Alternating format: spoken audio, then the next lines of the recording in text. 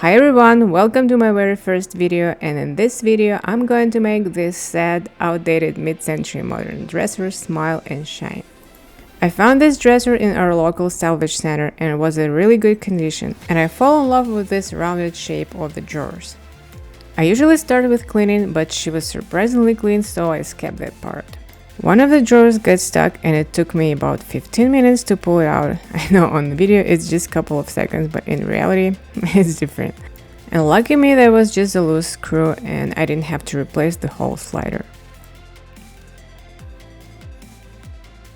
The top of the dresser was a particle board and it got separated from the base, so I had to glue it down. And right now you're watching me putting way too much glue. I don't know why I put that much glue. It wasn't my first time, I did it like 100 times, but a true story, too much glue, and you'll see it in a second. Oh my gosh, look at those strips. And that's even not the worst part. That's the worst part. And the reason why I'm showing you my disaster here is just because I don't want you to make my mistakes.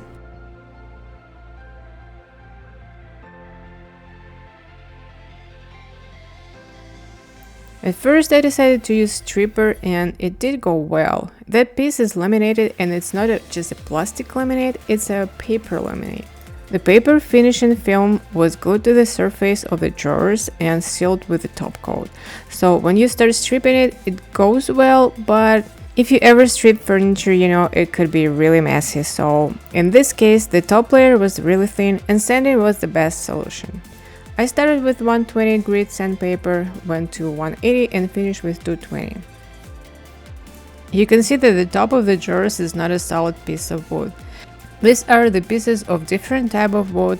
Here we got a walnut, we got poplar, and we got a maple. Drawers are not the same, they all look different, so at this point I thought I was gonna paint them all. Some drawers needed a small repairs, and I don't have a glue syringe, but I do have an acetate film, so I'm using this film to put the glue into the small gap. And here's our top, glued and ready to be sanded. I just need to cover some small imperfection on the body using a wood filler.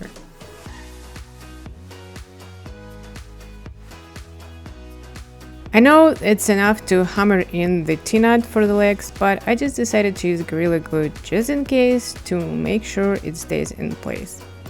I found out that the particle board I glued to the base for some reason is a little bit longer than the base, so I had to smooth it out using the 80 grit sandpaper. I was gonna paint the body, so I scuff sanded it with 180 grit. I'm using my Makita screwdriver for sanding the legs. That's the easiest way for me and it's quicker and faster than using my orbital sander. Like I said before, I was gonna paint the drawers, but when I looked at them, I like them. I like the wood grain, even if there is a different type of wood, different pattern and some imperfections, I still like them. So I decided to keep them bare wood and do a whitewash. For the whitewash, I'm mixing my custom-made white grayish color paint and water in 1:1 ratio.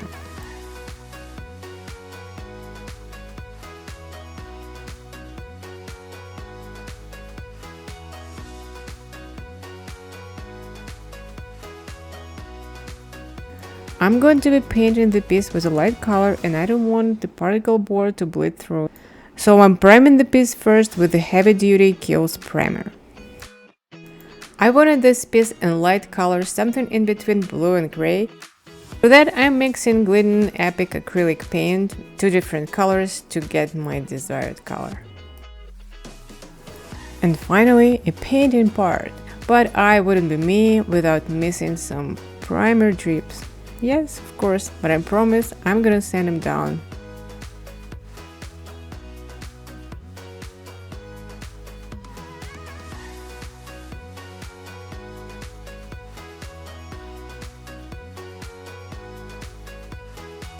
I told you I was gonna do that. Resand, reprime, and repaint. And here it goes, the second coat. And guess what I'm trying to do here with this brush? Right, I'm trying to minimize the brush strokes, which is, spoiler alert, is not gonna happen. That's the price I paid for being lazy and not wanting to go to the store to buy a new paint roller. And guess what is my next step here? Right, sanding. And ta-da! The roller. With the roller, everything goes smoother and faster. And finally, we're at the finish line, guys. The top coat. I love this very thin, flat top coat. It's soft to touch and it's really smooth. If you're finished furniture, you have to try it. It's not sponsored, I'm just absolutely in love with this top coat. I did 3 coats of poly on the body and on the drawers. And for some reason my camera didn't want to film me sparkling the holes, but I did it. Because I want to give this dresser new good looking hardware. To seal the legs, I'm using Minwax clear wax instead of poly because it's kind of awkward to put poly on the legs. For the hardware, I'm using those salvaged knobs and handles from Salvage Center. I'm kind of crazy about the idea of recycling and upcycling, so I'm trying to upcycle and recycle everything I can. And here's my tip about hardware. If you know from the very beginning that you're gonna change the hardware, or you know you want to keep the original hardware, cleaning and painting hardware should be the first step. And by the time you're ready to put your piece together, your hardware is waiting for you. In this case, I didn't know, so I had to wait 2.5 hours until my paint was completely dry. The final touches with the furniture polish and we're good to go. A quick reminder what I started with, and here goes the final result.